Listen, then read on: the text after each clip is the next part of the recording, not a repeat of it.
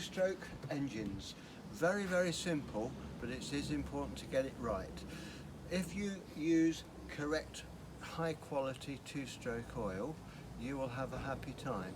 If you use shit oil, your engine will not last 5 minutes and you'll have a very bad time. If in doubt of the two-stroke oil, don't use it. If you have to ask the question, is this the right oil? It isn't the right oil. You need very high quality racing two-stroke oil, of which I've supplied 1 bottle in the box, but basically the best quality you can get from a very large motorcycle shop. Do not buy from Halfords or shit places like that. Two-stroke, fully synthetic racing oil. If you mix it in the correct quantities, which is 100 milliliter to 5 litres of fuel, you'll have a very slight amount of haze, blue haze, coming out of the exhaust at half revs. That is correct. If you put more oil into the fuel than 100 millilitres, you are actually robbing the engine of lubrication, because it's not actually melting the oil in the petrol in the correct way. Some people will say you don't need as much as 100 milliliter, you can lean it out to 80 or even 60. Why bother? You want a sweet running engine which is going to last you a very, very long time. Fuel mixing is very, very important. And I also recommend that you also filter fuel. You want to buy your fuel from a very busy, large petrol station, not from a supermarket. Fuel does vary. So get expensive fuel, get the premium stuff, and don't let it sit around for too long, because it does go stale. Once you have mixed it up, do not let it sit around forever, because once it's mixed up, use it within a month or discard it or put it in somebody's car, whatever. But use fresh fuel. I've put a new strap on here, and all you have to do is undo the strap, drop the tank down to fill it. Use a filter funnel if you can get one. I have recommended on my notes that you buy a Mr. Funnel, which is a filter and a funnel combined, which gets rid of impurities and it gets rid of any water that might be in there as well. Why would there be water and fuel? Well, there is a lot of the time, but a Mr. Funnel, they're not cheap, but they will get rid of that. Cleanliness is next to godliness.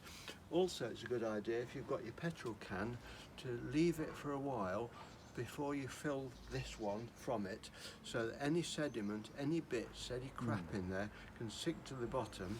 Pour it in, but the last egg cupful or last teacupful of petrol in your can, tip it somewhere where there's some weeds, so that any impurities don't go in there. I have fitted this with a clunk filter. That means that the tube which goes to the bottom of this tank is fitted on the end with a weight, which is also a fuel filter, and that means that I don't have to have an inline filter coming up through the tube. It is a matter of replacement, service replacement every year, or maybe maximum 2 years, to replace fuel lines which go hard and brittle with age, because the fuel attacks them and makes them go nasty. The fuel primer bulb, which is fitted on the side, is a special one. I have fitted this machine with 3. The first 2 were unsatisfactory, and I shall tell you why. There is a check valve in there, which means that fuel can only go that way. But to unseat the ball from the check valve, it's got a spring on it, and to unseat that was taking too much pressure, too much suction for this little engine, and I couldn't get it to run properly. And it was after a lot of trial and error that I found this primer bulb, which was horribly expensive, but does the job. The way that the fuel pump operates is that the carburettor has 2 pipes. First of all, it has a pulse pipe which leads from the crankcase into the carburettor. So as the piston goes up and down, it creates pressure, suction, pressure, suction, pressure, suction. So this little pulse operates a diaphragm. Whereabouts is it? This pipe here. Right. and that will become discoloured because any residual oil in the crankcase after you've run it might go in there, but don't worry about that. So this is alternating between suction and pressure. That operates a little pump diaphragm in there, and that's what sucks up the fuel from the tank through the little check valve in your primer pump and into the carburetor. So when you go to prime it, if it's not been used for a while, you press the spring at the back of the carburetor diaphragm there. You press that in to release the pressure. You then pump the primer bulb until you see fuel coming up into the top of the pipe there, and that is now ready for operation. Because ignore the bubble there, that's just physics, that's just whatever, but basically it's got fuel ready to go in the carburetor. As soon as I press that starter, it will run. It doesn't have any choice to run. So that is all good and working. If you do not want the engine to start, for instance, if you've got the propeller attached, always remove the spark plug cap. So fuel is absolutely critical to have it absolutely clean, absolutely fresh. There are two types of mixtures involved with a two-stroke engine, and it's easy for people to get very confused. Mixture of the fuel we've already talked about, so we use a high quality oil, we mix it exactly 100 millilitres to 5 litres, that's it. We filter it, we keep it fresh, we keep it clean. Cleanliness is next to godliness. The other type of mixture, which is easy to confuse, is carburetor mixture. So that's where the mixture which comes from there is mixed with the air. And we have two types of mixture, high and low setting. And that is the two controls underneath there. I have fiddled about and adjusted those until I am satisfied with the way the engine runs. But because these engines do not have a choke, it means that when you do start them initially, they run rough. They 4-stroke instead of 2-stroke. In other words, they miss every other beat. They jump around, it doesn't run very nicely, it's horrible. But as soon as the engine warms up and starts getting a bit of heat in there, it will start to run a lot smoother. Now, you are not just warming up the exhaust, the piston rings, the lining of the barrel, the crankshaft bearings, every part of the engine at the moment is cold. Nothing fits. It's slopping around like all over the place. Microscopically, it's rubbish. So if you start the engine now, yes, it'll be okay, but it's only after the heat gets up to operating temperature that the manufacturer recommended that the engine is then useful for what it's intended to do. So anybody who goes to full power straight away is just hoping to wreck their engine. If you do not warm the engine up properly, it will run rough, it will 4-stroke, it won't be ticking over properly, it will probably be running quite quickly as well. After it's warmed up, the tick over will settle down to a slower. That is because the mixture is set correctly. So basically 5 minutes is probably about right for warming up. And do you just idle it to warm up, or do you use any throttle? Third throttle, a good bit of throttle. Get some heat in there, but never go to full throttle. The only time you should ever go to full throttle is if you're just about to take off. So why go to full throttle? You never need that amount of power. Be kind to your engine. So warm it up thoroughly. The spark plug, and I've supplied 2 spare ones, is a very inexpensive part of the engine, but very critical. Why would you use an old spark plug? Change them regularly, every few flights, because what they do is get whiskered up because of the imperfections in the and the fuel, it's sooted up.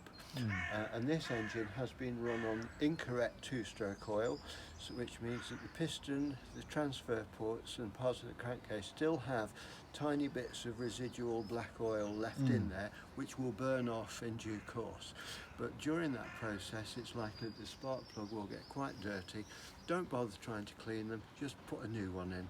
If you're going to be flying, you want a nice fresh spark plug. A couple of quid, it's not worth messing about. So change your spark plug regularly. Take an old spark plug down to a motor factors, like a big motor car spares place on an industrial estate. Chuck it on the counter. They will look in their book or on the computer, and they will come up with either the correct one or an equivalent from another manufacturer. What, is there a specification for it? Yes, the number is written on here. So this one is B9ES. So B9ES, correct for your engine. So fuel, your line will replace every couple of years. If in doubt, give me a shout. The airbox, fine. Exhaust, because somebody used the wrong oil in here, the exhaust is full of crap. But if I was to take this apart, this is full of wadding, and it would all fall apart and it'd make a horrible mess. The best thing I can say to this engine is just run it, and you will find after a flight or after running it for a while, your propeller will be covered in black spots or black streaks. That's fine. All you've got to do is spray it with WD-40 or a similar product and an old towel. Afterwards, just clean it all off, and eventually it will start coming clean. So it's had 10 litres run through it. It's coming right. It's not quite there yet, but so it is a dirty engine. It will puther out of that joint there. It will also puther out of here. So it'll make your propeller. Is it supposed to come out of this joint? Well, to make that truly airtight would be very, very difficult. Don't worry about it. Don't worry about it at all. So you've got a new fan belt fitted, which is inside there. So that should last for about 100 years. Do not try to run the engine for more than a minute or take off until you've opened up the vent pipe. Otherwise you will be coming down after a very short flight, because you can't have fuel coming out of the tank unless you've got air going in to replace it. The reason I fitted that is so that you can transport the engine without having fumes everywhere or spilt fuel. The alternative to that is to have a system where you empty the tank after every flight, which would be a pain in the neck. You've got brand new batteries on there, and I've stuck those to a white board, so that they were a bit loose and nasty before. You require a car type battery charger, 12 volt, so that every month just top it up, trickle charge, 12 volt, positive and negative, and just give it a quick charge. But their brand new batteries should last you for years. Let's see. So switch here, on or off. It's off at the moment, so you press the starter, nothing will happen. If you have the spark plug cap off for any reason, and you operate the starter, you could end up burning out the coil, because you're generating energy and it's got nowhere to go to. So we don't recommend that you run the starter and turn the engine over without the spark plug, spark cap attached.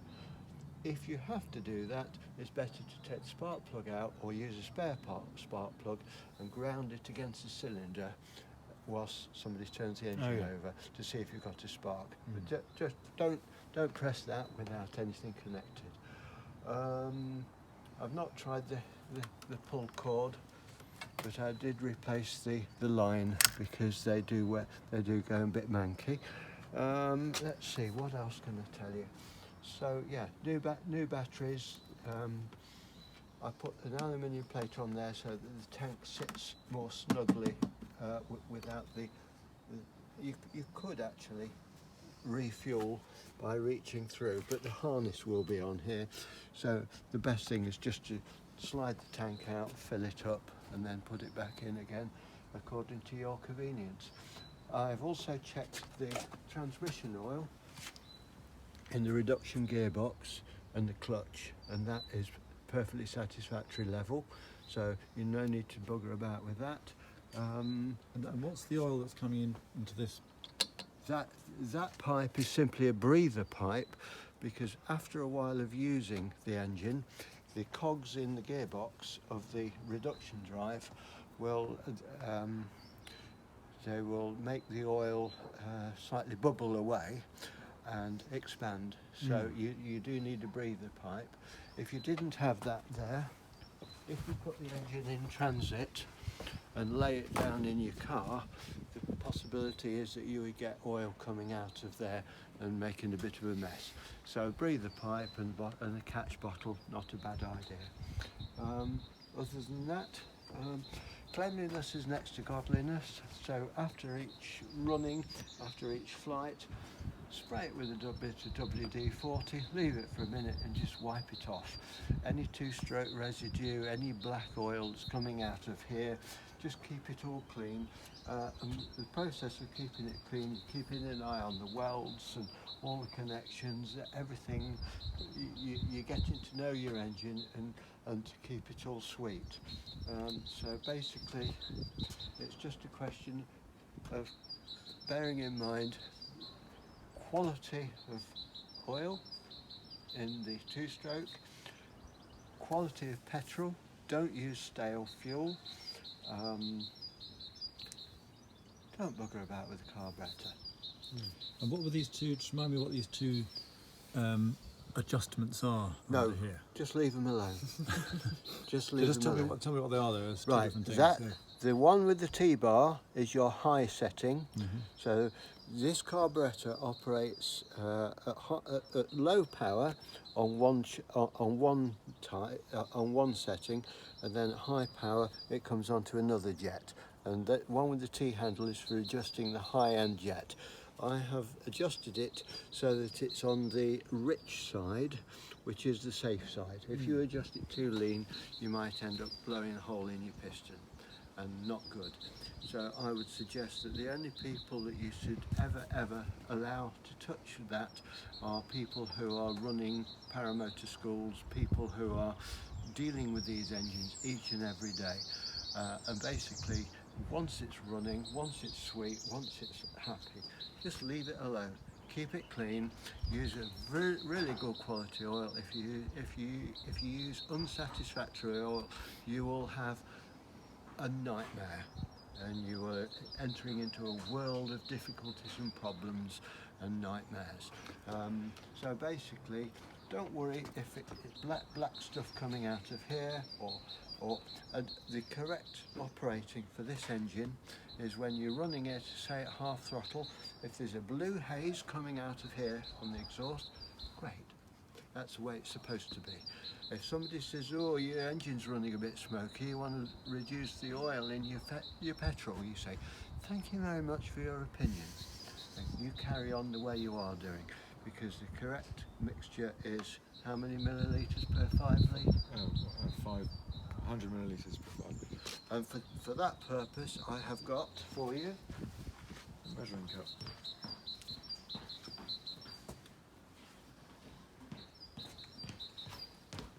another box somewhere, isn't there? There's another box somewhere.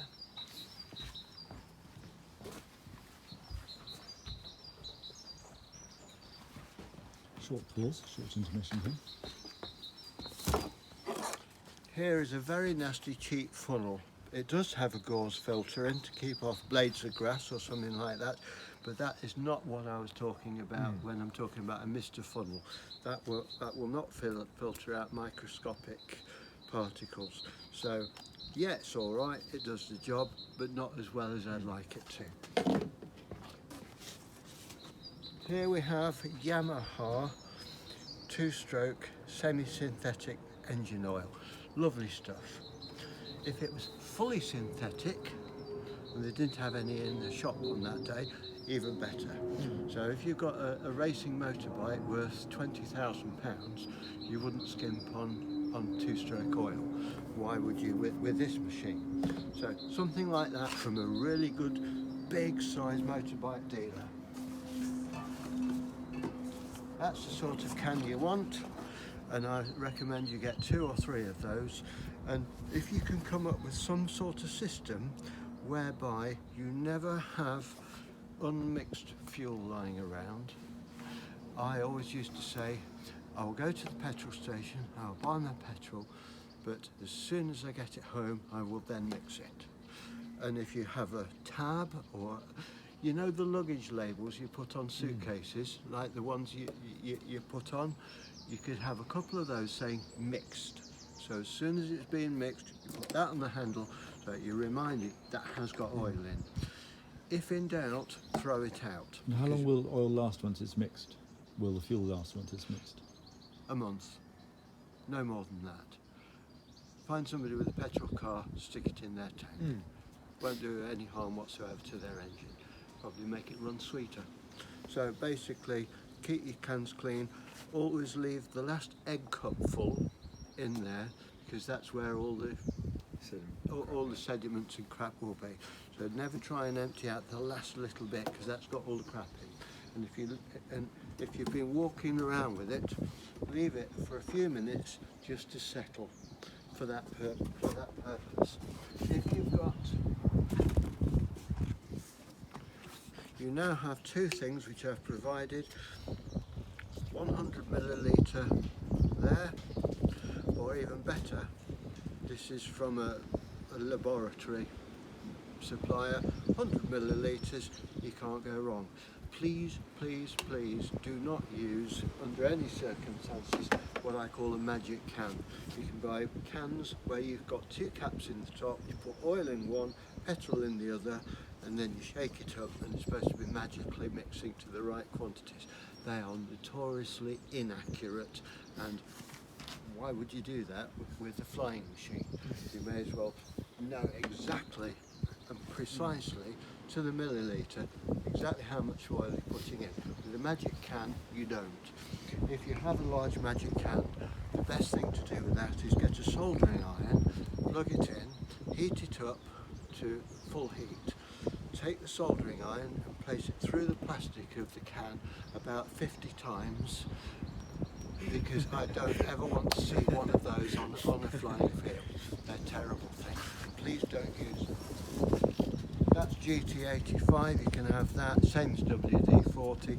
You spray that all over everywhere when you've finished doing. If you find a little bit of residual oil, that's fine, it's an engine. It's not supposed to be like a modern car where it's totally air and fuel tight and everything. So always have a couple of scruffy old towels with you. So measuring, very important. On the side of here you have a graduated. 200, 400, 600, 800, forget that. Use your measuring, because they can be quite inaccurate as well. Be very diligent over your fuel mix. You've got a spare petrol tank for emergencies, but be warned that this is a good few years old.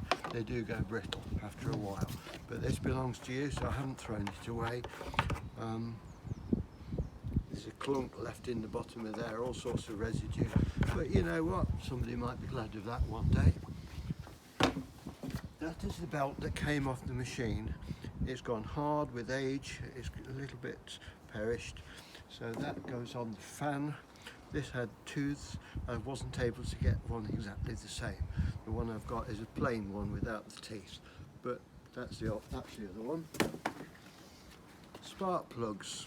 Just get yourself a stock in, you know, and if you've got a wonderful evening where you can have a fantastic flight, it's a work of just 30 seconds to whip the old plug out, put a brand new one in, and you know it'll start immediately and it will run sweetly.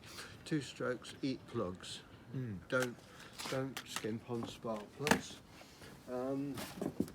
That's your old carburettor rubber, which was all perished and horrible. You've got your old batteries in there. Yeah, cleanliness, diligence, quality of two-stroke oil, and treating these things with a great deal of respect, otherwise you lose the end of your finger.